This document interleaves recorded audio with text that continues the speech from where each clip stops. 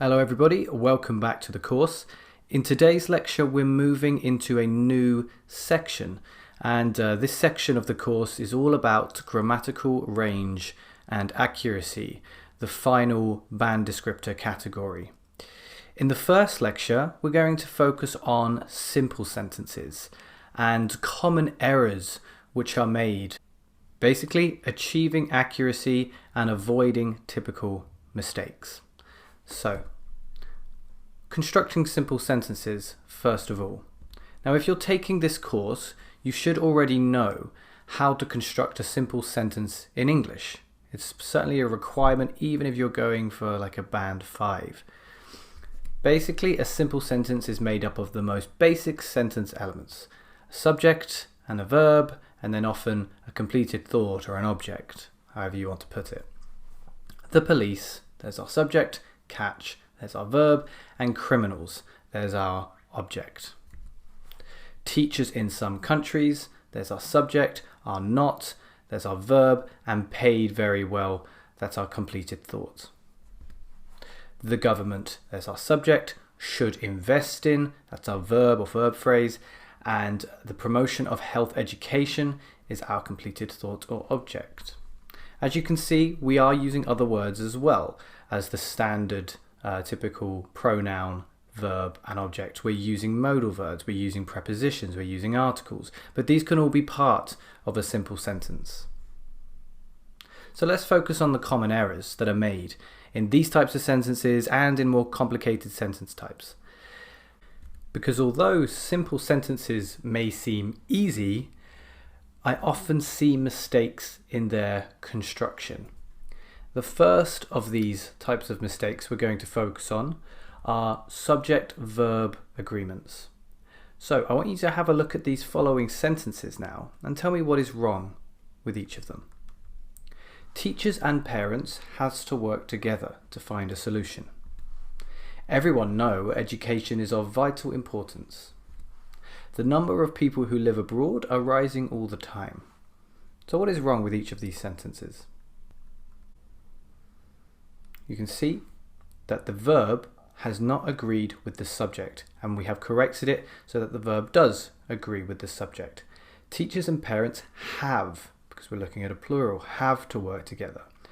Everyone knows, so here we're looking at a singular pronoun. Everyone sounds like a plural, but we treat it like a singular pronoun. Everyone knows education. And the number of people who live abroad is, because we're focusing on the number, which is a singular. So the number of people who live abroad is rising all the time. So always check what your subject is and make sure that your verb agrees with that subject. The second common error is with article usage. Now there are a number of rules regarding articles, much more than can be quickly covered here. However, here are the most common mistakes I see and the most relevant for essay writing in task 2. Definite articles to begin with, the. We use this article when we believe the reader knows exactly to whom or what we are referring. We use them with superlative adjectives, the biggest problem in big cities. When mentioning something again, after we've introduced it once, we mention it again, and then we can use the definite article. People's buying habits can be influenced by a particular celebrity. The celebrity has such an effect because. So when you introduce it again, then you can use the definite article. When saying something about all things referred to by a noun, the laptop was a major breakthrough. So that the laptop, the invention of that laptop, was a major breakthrough. When talking about groups of people, the elderly, the poor, the rich, the unemployed. So a lot of groups of people can begin with a definite article. And when the figure is the important part of the noun phrase, the number of people who smoke is worryingly high. Not a number of people who smoke, that would be more concerned with the people themselves. If we're more concerned about the figure, the actual number, then we'll use the article in front of number. The number of people who smoke is worryingly high. What about indefinite articles? A, or an if we're going before a vowel sound. We use this article with singular, countable nouns when the reader does not know exactly to whom or what we are referring. When showing someone or something is part of a group, so there is a reason why crime rates are continuing to rise. It's one reason out of several. It is not the only reason. So a reason. It's part of a group. When we want to say something about all things of that kind, so a student cannot be expected to be well behaved all the time. We're not looking at a specific student, just all things of that kind. We do not use articles when referring, we do not use indefinite articles when referring to plurals or uncountable nouns. There are many reasons why. Information on the internet can sometimes be unreliable, not an information on the internet. So we never use indefinite articles when referring to plurals or uncountable nouns. With all that in mind, let's see if you can find the article errors in these sentences here. Maybe you'd like to pause the video, go through this because there are a number of errors in these sentences, and come back when you're ready, when you think you found them all. Okay, hopefully you found them. Let's see if you've got them right. Some people argue that teenagers, not specific teenagers, just teenagers in general, teenagers spend too much time on the internet. We always put a definite article before the when we're looking at internet as a noun. This is a problem. It's not the only problem. It's a problem because if they do not get enough exercise, they can end up suffering from obesity. We do not use an article with an uncountable noun like obesity. As a result, not the only result, these children often struggle with health issues. Not any specific health issues, just health issues in general. And these issues can affect them throughout life. No article there either. As studies show, the reader doesn't know which studies we're talking about, so we can't use an article here. The rate of obesity, it's a specific rate, the rate of obesity, is rising all the time. Okay, hopefully all of those make sense. Let's look at the final common error, which is regarding tenses. The majority of your essay will need to be written in the present simple, as this tense is often used to give opinions. I think investment is good. Or facts and beliefs. Education leads to a competent workforce. However, you need to be careful to realize when other tenses are necessary. This is particularly the case in some more difficult task 2 questions, sometimes which ask you to talk about the future or the past. Can you spot the mistakes in these sentences? The best way to improve the economy will be to lower taxes. 3 years ago, the government has decided to invest in healthcare. This leads to a huge improvement in public health. Sports facilities would be important because they would offer people an opportunity to exercise. To solve this problem, the government should give teachers a pay rise. As a result, the levels of job satisfaction rise and work performance improves. Now the errors here are slightly more difficult to find than with articles and subject-verb agreements. A little bit trickier. That's why when we come to the checking the essay lecture, I advise against checking for tenses when you've finished. Check for easier errors. But for this lecture today, particularly when we're thinking about getting it right at the time when you are actually writing your essay, it's very important that you use the correct tense. So see if you can work out where the issues are and then play the video again when you're ready to continue. Okay, let's see how you got on. The best way to improve the economy is to lower taxes. So it's your view, it's your belief. When we give these beliefs, you only need to use the present simple. 3 years ago, the government decided to invest in healthcare. We have a specific time in the past, 3 years ago. Therefore, we use the past simple. This led to a huge improvement in public health. Again, it's something that happened in the past, so we use the past simple. Sports facilities are important because they offer people an opportunity to exercise. That's not some unlikely event in the future, it's something that is true today. To solve this problem, the government should give teachers a pay rise. As a result, the levels of job satisfaction would rise, and work performance would improve. Here, we don't want to use the present simple because we are looking at a future result, and therefore we need to use language which represents that future result. In this case, would.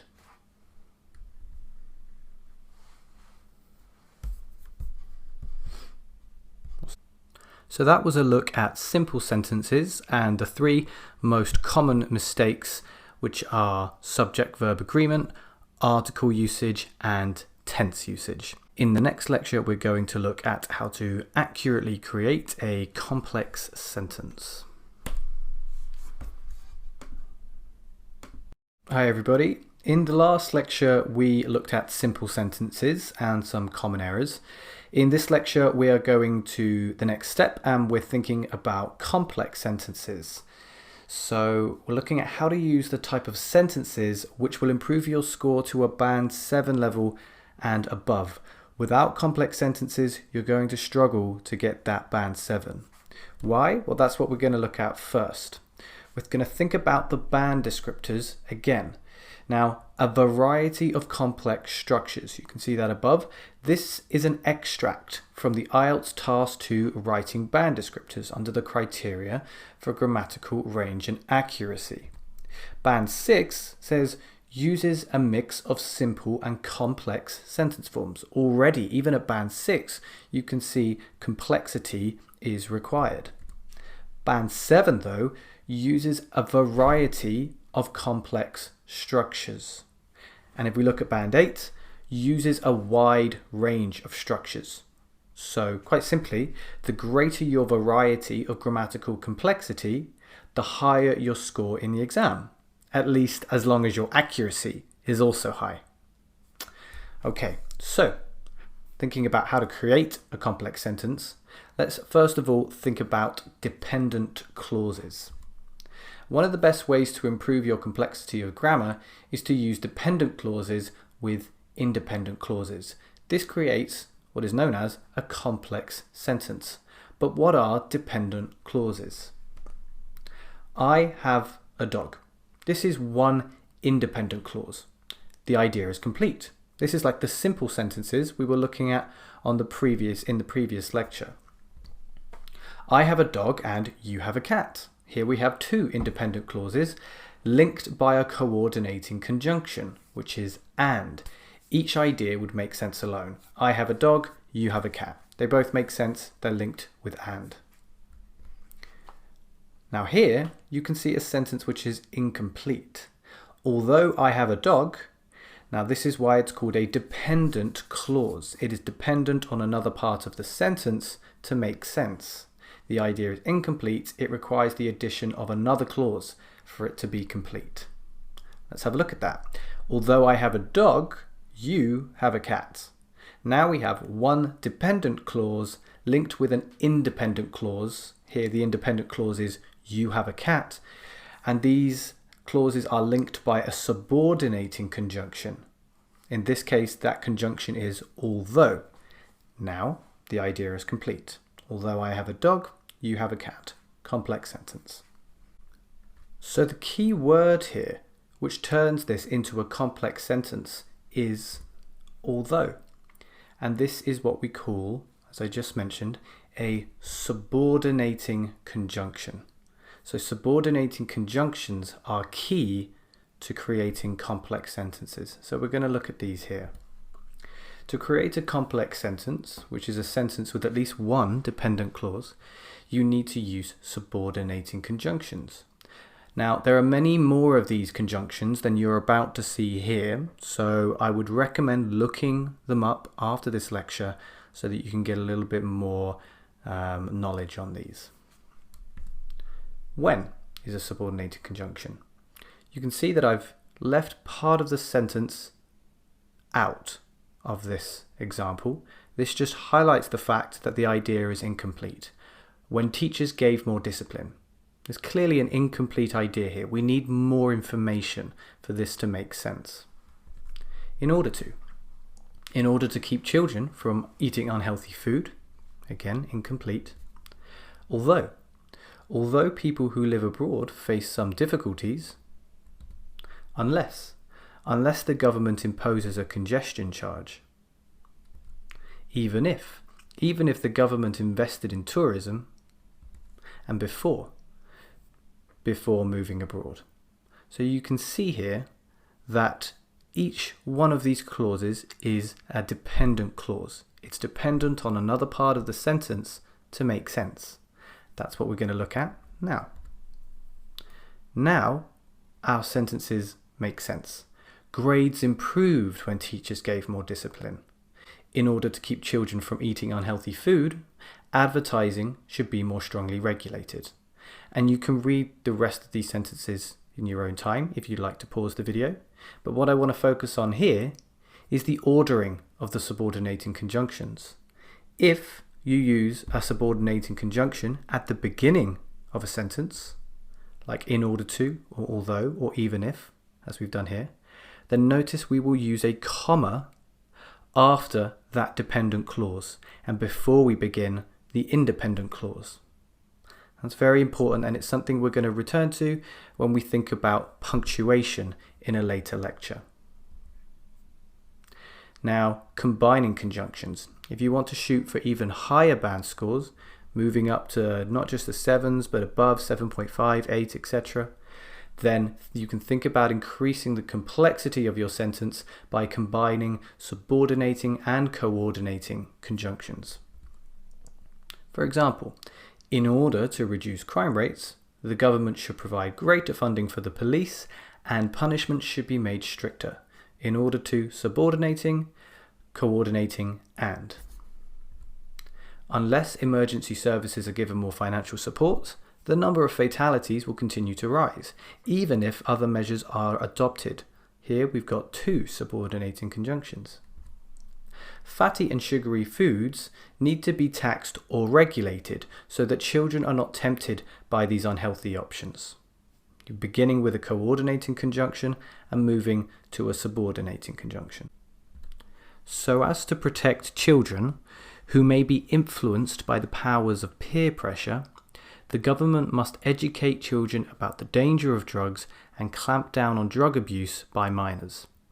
Now this is a very complex sentence. There's quite a lot of things going on here. First of all, we have a subordinating conjunction, so as to protect children, that introduces the dependent clause.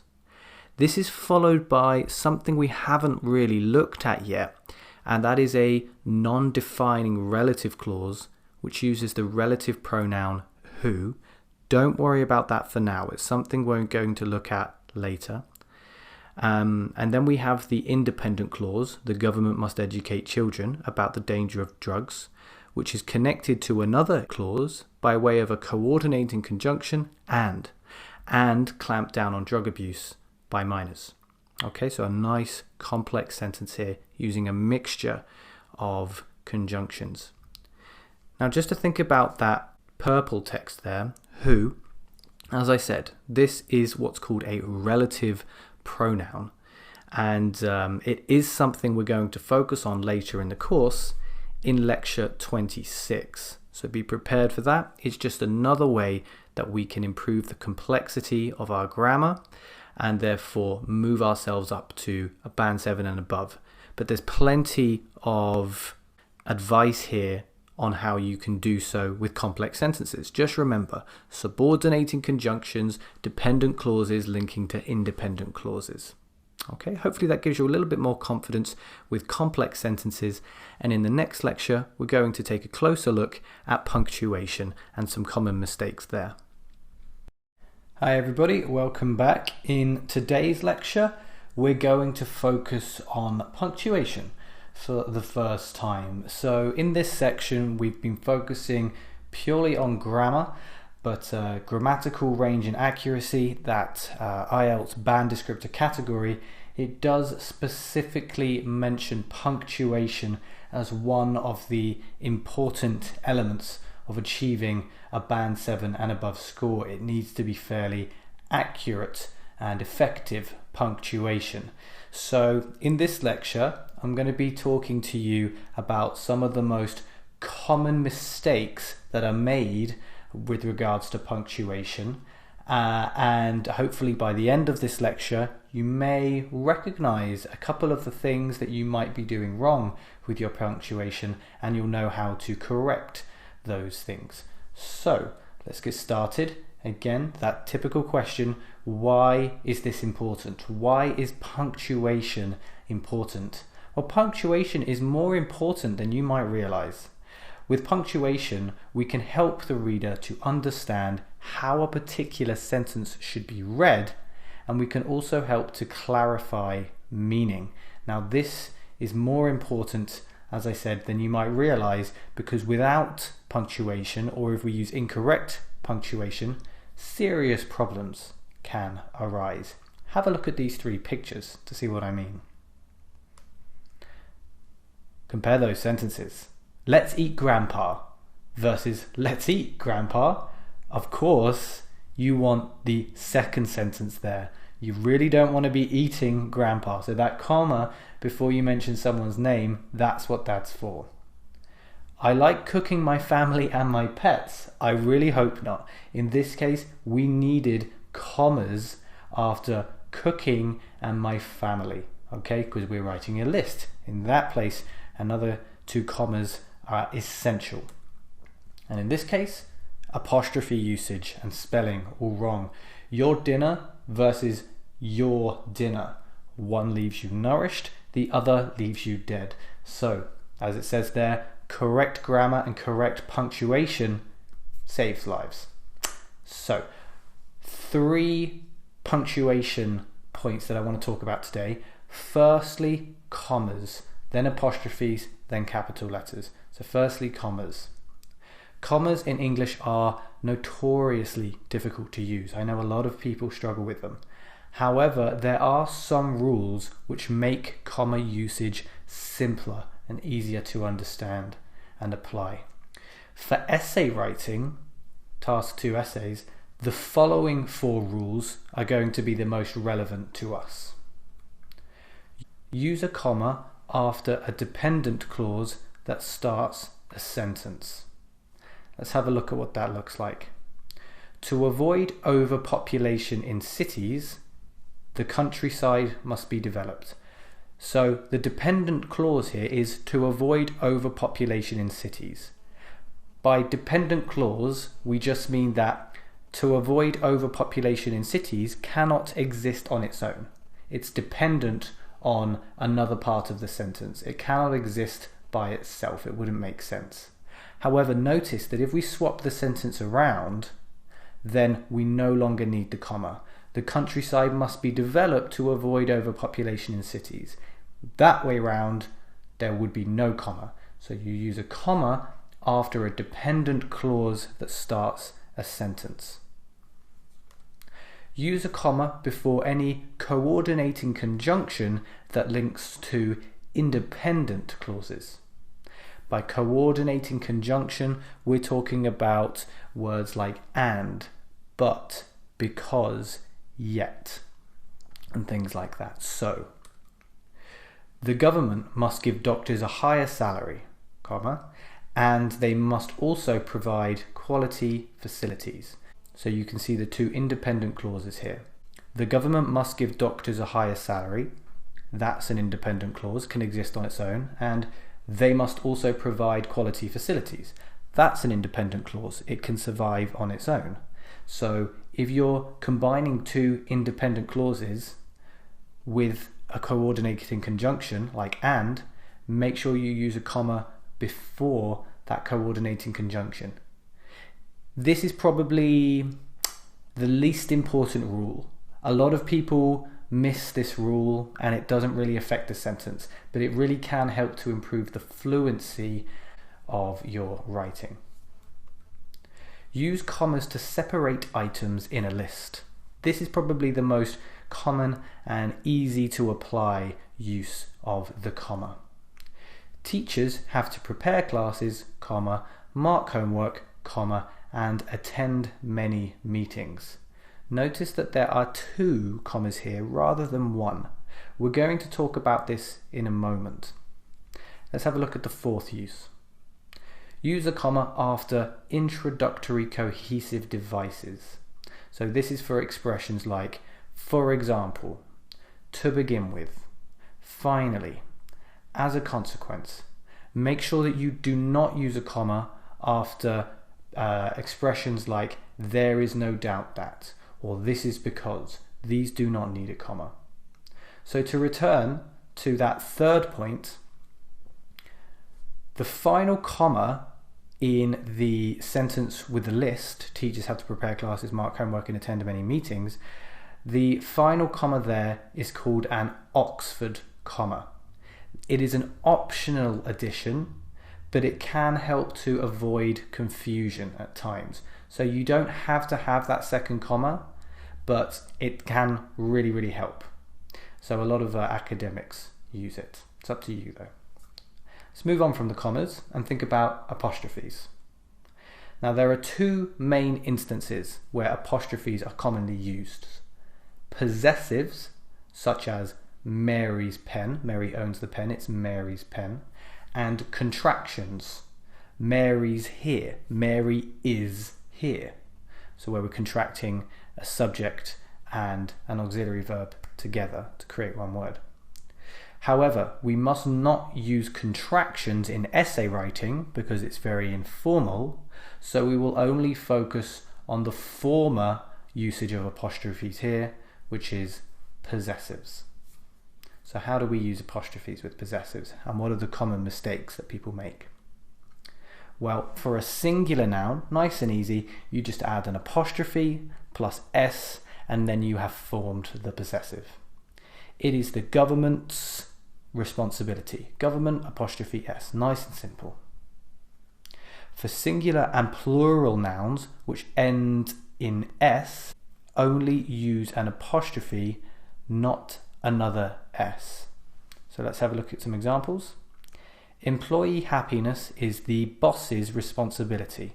Notice here that we're not choosing to add another s on the end of boss. Just the apostrophe is enough.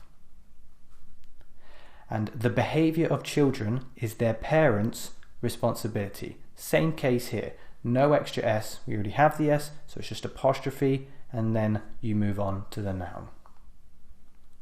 For irregular plural nouns, add an apostrophe plus s at the end of the plural noun to form a possessive.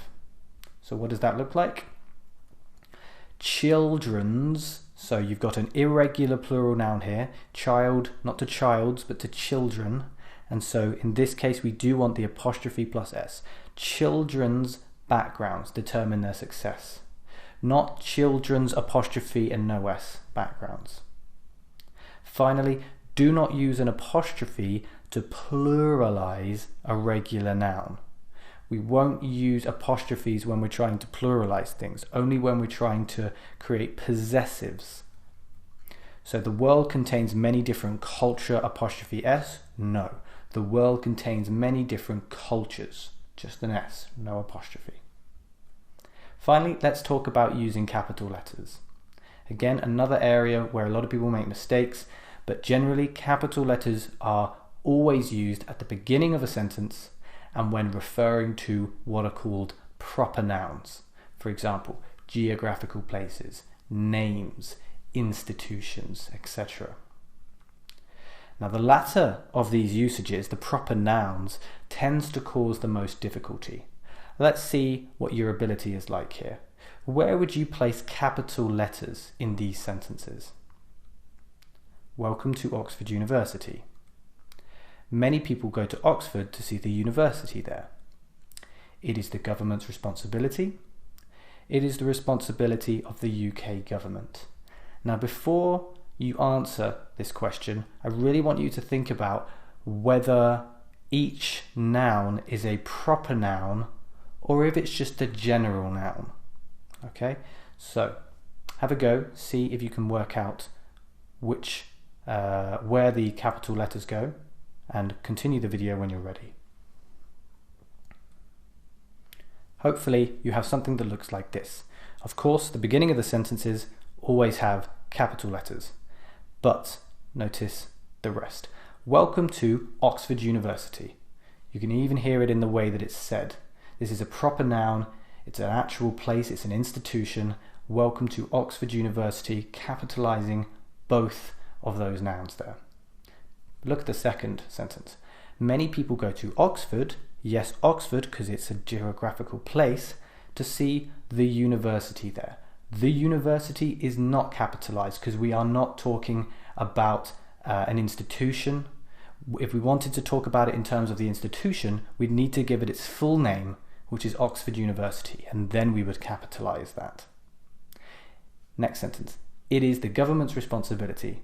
Again, capitalizing the first letter, but we're not capitalizing government because we haven't given it the full name. But if you contrast that with the final sentence, it is the responsibility of the UK government. You've got that nice full sounding institution, and because of that we're going to capitalize the G in government as well, of course, as the UK. Finally, let's look at this all together. I'm going to give you a paragraph now, and in the paragraph there will be 11 punctuation errors. Can you find them all? So here's the paragraph. Now, I want you to read this paragraph, then pause the video, try to find as many errors as you can. As I said, there are 11 punctuation errors altogether. Then when you think you've found them all, press play and we'll see if you've got them right. Okay, let's have a look then. 1, 2, 3, 4, 5, 6, 7, 8, 9, 10, and 11. Okay, so hopefully you've got the same one. We want to firstly remove a comma, then we want to add a comma, we want to remove an apostrophe, we want to turn an uppercase letter into a lowercase letter, then remove an apostrophe, then add a comma, then capitalize the T, then add a comma after problem, then use a lowercase g in government, then remove the comma after this, then add an apostrophe after people and before s. If you got all of those right, you should have a paragraph which looks like this. And if you did so, fantastic. All of those rules that we were talking about before have been absorbed and applied to this paragraph. If you struggle with that a bit, I would suggest going back to the beginning of the video, checking it out again, and maybe doing a little bit more research and practice with punctuation. Either way, I hope that this lecture has been helpful as always, and I will see you in the next one. Hey everybody, and welcome to another lecture. In today's lecture we're going to focus on a particular grammar point, and that is conditional sentences. So, conditional sentences. Why should you use these sentences in IELTS writing task 2? Well, first of all, what are they? Well, conditionals are used to talk about certain situations and their effects. There are two main reasons why we should use the conditional sentences in our essay. The first one is to do with grammar itself. So conditional sentences will improve the range of your grammar, thus boosting your score in grammatical range and accuracy. And the second reason is to do with task achievement. You will see in a moment how conditional sentences can be used to develop and support your arguments, and again this will improve your score in a very important assessment category, which is task achievement. So let's remind ourselves of the conditionals. In English we have 4 conditionals. We have the 0 conditional, the first conditional, the second conditional, and the third conditional. As you can see down at the bottom there, we also have mixed conditionals, but those are pretty complex, so we're not going to focus on those today, maybe in a future lecture.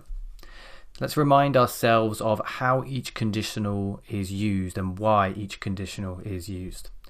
First of all, starting with the 0 conditional, we use this to express what always happens when a particular action or event takes place. For example, if water reaches 100 degrees, it boils. So very simple, if plus the present simple, and then plus the present simple with the result. Let's have a look at the first conditional. This expresses what is likely to happen as a result of an event, or what is possible as a result of an event. So for example, if it rains tomorrow, we won't go camping.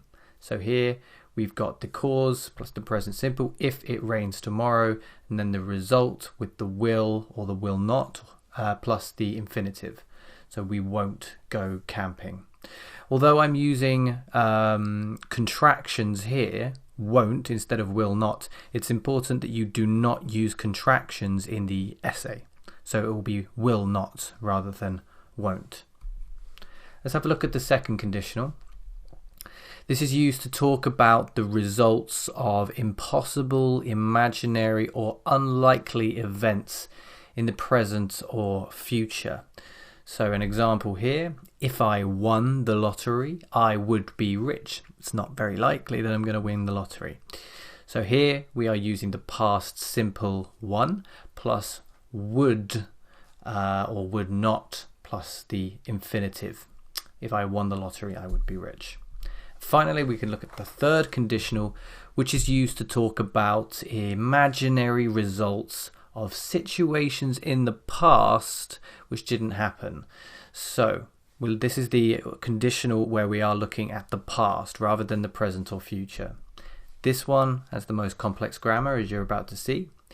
If I hadn't eaten, I would have starved. So here, the past perfect after if, and then would or would not plus have plus the past participle. Again, don't use contractions when you write. It should be if I had not eaten, I would have starved. But that's not the type of sentence you see in an essay. So those are the four conditionals. Now, when would you use a conditional sentence in the essay? Well, one really good time to use a conditional sentence is towards the end of a body paragraph in what I call the alternative situation sentence. So I'm going to show you an example here in a full paragraph form. Imagine we are trying to argue why the government should invest money in education. So first of all, we're going to give a reason and we're going to support that reason. One of the main reasons education should receive more government funding is that it results in a stronger economy. Let's support that idea. This is because quality education produces a capable workforce, which is an essential component of a functional and successful society. Let's give an example to further support that idea. For example, medical schools have given us competent doctors and nurses, helping us to recover from illness and return to work. Now we have the alternative situation. This is where we are looking at what the positive or negative result of the opposite event would be. So in this case, we are going to look at the negative result of not investing in education. So if the government had not invested in these educational institutes, people would not have recovered so quickly, leading to a fall in productivity and thus fewer tax contributions. So the economy dwindles as a result. So as you can see, we're using the third conditional here. This one is the most complex. It's quite difficult to put in to your body paragraph naturally, but if you have the opportunity, try it out, as long as you're confident that you'll be able to write it accurately. Let's look at a couple of other examples. First of all, let's look at arguing for pay rises for teachers. Imagine that we've written a body paragraph about why we should give more money to teachers. So the positive result of giving money to teachers. Then the alternative situation is where we look at the negative result of not giving more money to teachers. You can see this here. If the government does not raise the salary for teachers, this will make them feel undervalued and thus diminish their sense of job satisfaction. This in turn will have a negative effect on teachers' students. So remember, this comes at the end of the body paragraph, not at the beginning. And notice we're using the first conditional here because we think it's likely We think it's likely. It's a very possible situation that the government doesn't raise salaries for teachers. Now let's look at a different one, arguing against investment in the arts. So in this paragraph, what we would have done is we would be supporting the idea that investment in the arts is bad. So we're looking at the negative result of investing in the arts. And so the alternative situation is where we look at the positive result of not investing in the arts. And you can see this here. If the government refused to invest any money in the arts, there would be much more money left over for public service funding, leading to improvements in education, healthcare, and welfare. So we're using the second conditional because we think it's unlikely that the government will not invest any money. So if they refuse to invest any money, that's quite unlikely. So we're using the second conditional here. So if you start by looking at the positive results of a situation, then you move on to look at the negative results of the opposite situation and vice versa. That's how we can use conditionals. I hope this has been helpful. If you have any questions, please leave them in the comments below. And as always, if you want to have your writing checked, you can always go to the IELTSteacher.com/writing-corrections. That's my website. We offer a writing correction service there, which is a very, very effective way to assess your writing and thus improve your score. Hope you found this helpful. I'll see you in the next lecture. Welcome back to the course, everybody. Mastering IELTS Writing Task 2 with the IELTS teacher. Today looking at another grammar point, and that is relative clauses. So let's get started by reminding ourselves what relative clauses are exactly. Now we have two types of relative clauses. First of all, we have defining relative clauses. These are used to clarify who or what we are talking about when we refer to a particular noun. Or with non-defining relative clauses, we can give more information about something without having to write another sentence. Let's look at some examples. So, first of all, a very important punctuation point. Defining relative clauses do not need a comma before the relative pronoun. So don't use a comma when you're using defining relative clauses. The students who work hard are more likely to do well in their exams. No comma before who. In contrast, with non-defining relative clauses, we do need a comma before the relative pronoun. An example here, the government will cut the price of train tickets, comma, which will make transport more affordable for the public.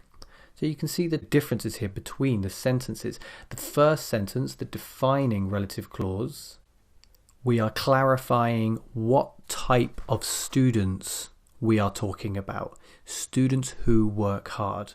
It's essential that we have that relative clause in there. So that's why it's a defining relative clause. It defines the noun. Contrast that with the non-defining relative clause, which does not define the previous clause, but rather just gives more information about it. The government will cut the price of train tickets, which will make transport more affordable for the public. Because we are just choosing to give more information here, we are not defining the original clause. This is why it's called a non-defining relative clause. It doesn't define the previous clause, it just gives more information about it. Notice though the comma, that comma is so important, okay? That is what defines your non-defining relative clauses, or it's one of the elements that defines it. We need to use the comma there. So let's do a quick matching exercise. Can you match these sentences here with their non-defining relative clauses? I'm not worried about defining relative clauses. You should already have a fairly solid command of that grammar point if you're aiming for a 6 to a 7, 7.5, 8 score anyway. So we're going to look at non-defining relative clauses as they are a slightly more advanced grammatical structure. So we have 6 sentences and 6 non-defining relative clauses which must be inserted into the sentences. So I want you to pause the video now and see if you can work out which sentence matches with which non-defining relative clause, and when you think you've done that, come back and we'll see if you've got them right. Okay, so let's have a look and see if you have the correct answers. As you can see, here are all the answers here. School holidays in the UK are 6 weeks long, which gives students a chance to relax. So what we're doing here is we're giving more information about the whole expression. School holidays in the UK are 6 weeks long. We are not trying to give more information about one noun or one subject. We're just giving more information about the whole expression here. Contrast that with number 2, where we're just giving more information about one noun, sports coaching. Sports coaching, which has been proven to reduce obesity, needs more government funding. Notice it wouldn't work the other way around. You wouldn't be able to say sports coaching needs more government funding, which has been proven to reduce obesity. It needs to go in the middle there because that makes it much clearer about which part of the sentence you are choosing to give more information about.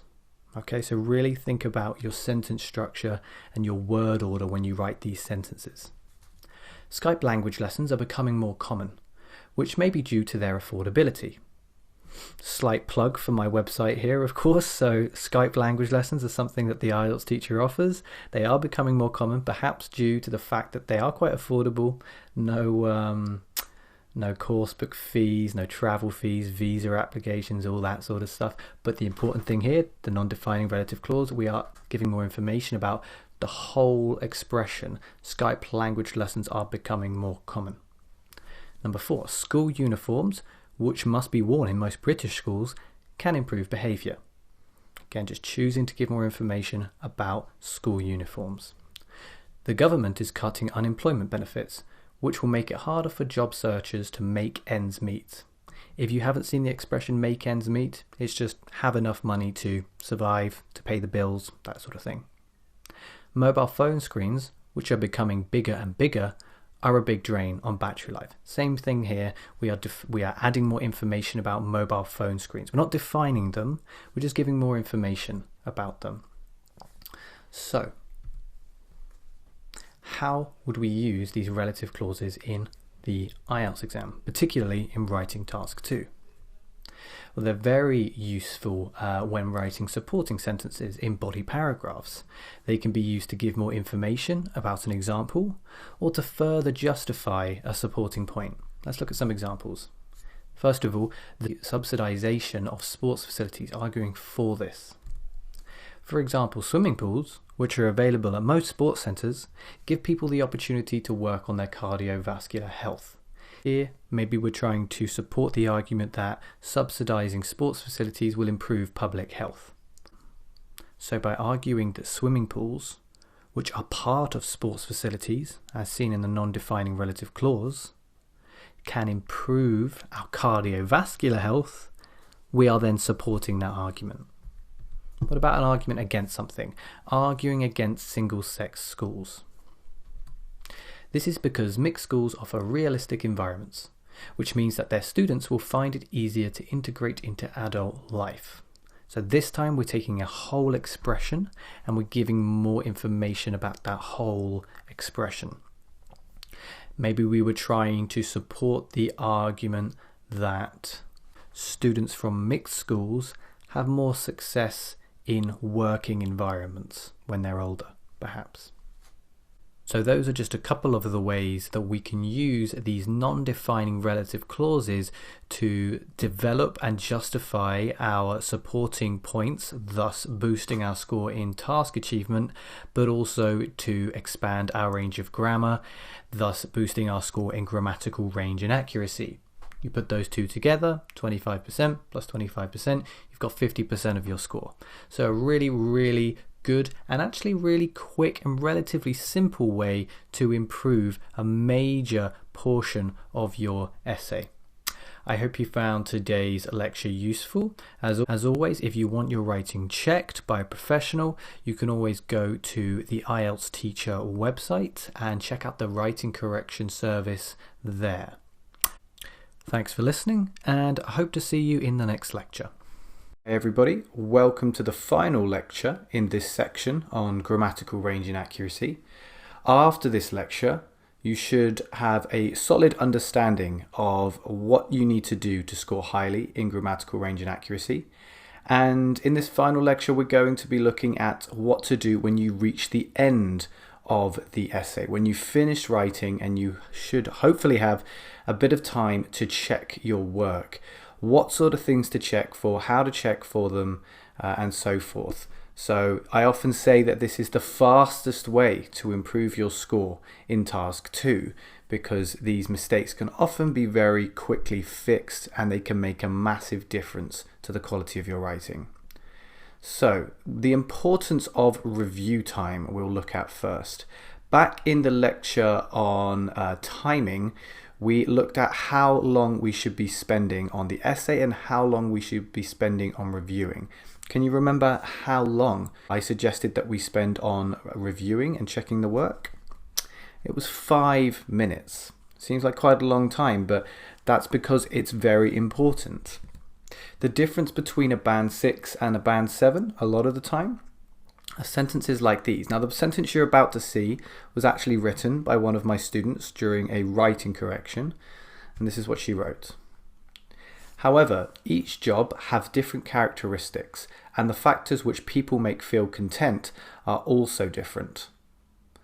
So, the mistakes in this sentence are not difficult to find. Maybe you notice them straight away as soon as they came up on the screen, and that's a good thing. That's the type of mistake that we want to look for when we're checking. So hopefully you can see that the sentence should look like this. However, each job has different characteristics, possibly a comma, and the factors which make people feel content are also different. So the subject-verb agreement was wrong and the word order was wrong, and arguably we're missing a comma as well. That can be the difference between two bands. So easily fixed, so quickly fixed. Notice we also have the same word repeated, different and different. This is the type of thing which I wouldn't really want you to focus on when checking your essay. We mentioned earlier in the course that if you struggle to find a way to paraphrase a word, if you struggle to find a synonym, then I recommend underlining that expression and coming back to it at the end if you have time. If that's the case, then fine. You can try and find another way to paraphrase it, but this sort of mistake is harder to fix. It's harder and takes longer to correct. And so I recommend not focusing your time on this type of issue. There are other things that we need to avoid focusing on when checking as well. So that's what we're going to look at here. What not to check when checking your work. Natural English. Again, this is something that's quite hard to perfect, it's quite hard to master, and it's certainly hard to fix when you're not doing it correctly. So I don't want you to focus on that. As we just mentioned, synonyms and paraphrasing, unless they're underlined and really easy to find and really easy to fix, I would avoid focusing on that.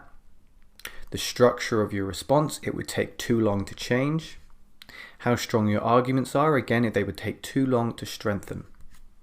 And tenses, mostly future anyway, they're quite hard to find and correct. And when we're talking about the future, sometimes it's quite hard to tell which future we should be in anyway. So it's not a dramatic and obvious error to make usually. As I say, these elements usually take too long to find and fix. If you think you can fix them instantly, then by all means go ahead. But otherwise accept them as they are and look for errors which you can fix very quickly. Small, easily fixable grammar or punctuation errors, this is what you want to focus on. And that's what we're going to look at here. What to check when checking your work. Article usage. Very easy to include an article to cross out an article, and so forth. Singular, plural, / countable, uncountable forms. Again, a lot of the time it's just about including an S on the end of a word. Prepositions. Maybe not so easy to notice, but certainly easy to correct. Punctuation, things like apostrophes, missing unnecessary commas, capital letters. Go back to the lecture on punctuation if you feel like you need a little bit more help in this regard. Subject-verb agreements. This is the difference between he have and he has. Spelling mistakes. Again, sometimes hard to find because you've made the mistake in the first place, but when you're checking it again, you may be more focused and you may notice what's gone wrong. And again, these are the type of mistakes that can be corrected very quickly. You just cross out a letter, add a letter, and so forth. Word class or word formation issues, and word order or missing word issues. Quite quickly you can add a word in or switch them around with some arrows.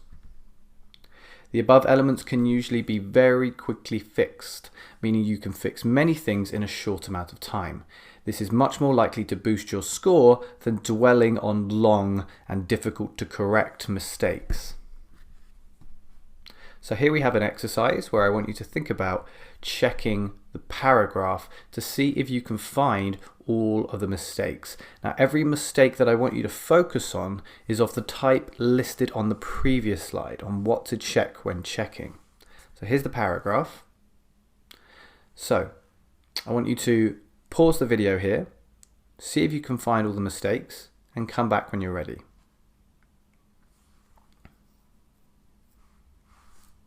Okay, now first of all, we're going to think about what we're not focusing on, what we're not checking. Notice what is not being checked. Some of the language here is not very natural English. Things like break the relationship. It's not very natural. We've got some repetition at times, but again, this is hard to find and harder to correct, harder to sort, so we're not going to focus on that either. Arguably, the paragraph could be a little bit stronger. It could be a little bit better structured, but we're not going to focus on these things because they take too long to correct. But now we can think about what is being checked and see if you have the same. Okay, so let's have a look. Here you can see what we have corrected in all of and it's all color coded back to the previous types of corrections we want to focus on. So on the one hand, comma. We always need a comma after a cohesive device like this one. Those who believe teenage conflict is damaging would argue that it can break the relationship between parents and children. This happen becomes this happens, subject-verb agreement, because during conflict, here we're looking at an uncountable form of the word conflict, hurtful words can be thrown about, which can cause tension, spelling mistake there, we needed an S, animosity and distrust. For example, if adolescents want to get tattoos, we were missing a word here, so we needed the to. Most parents would not agree with this. Preposition was incorrect. And the article, inevitable conflict, might lead teenagers, again, you've got this countable, uncountable noun, and it's also a case of word formation as well. We had teenage, the adjective, we need teenager, teenagers, the noun, to get the tattoos made behind their parents' backs. Notice that punctuation issue, parents needed to be possessive, so we added an apostrophe. In contrast, these lies, again, that singular plural issue, we had a this, it needs to be a plural, so these lies, might be avoided if parents are, so again, subject-verb agreement, willing to have discussions with their children. Children is already in the plural form, so we don't add an S. As a result, family members will feel satisfied and trust will be built. Trust, uncountable, so we don't use an article. Okay, those are the types of things I want you to look for at the end of your essay. That will enable your score to be boosted from, I don't know, like a band 5, 5.5 or 6, potentially not just half a band, but maybe even a whole band up towards a 7 or more. So, I hope this section of the course has been useful for you and you now feel you have a better understanding and command of grammatical range and accuracy. See if you can take it into your next exam. And in the next section, we're going to conclude everything we've thought about here with just a few more tips and bits and pieces of advice. So I'll see you in the next section.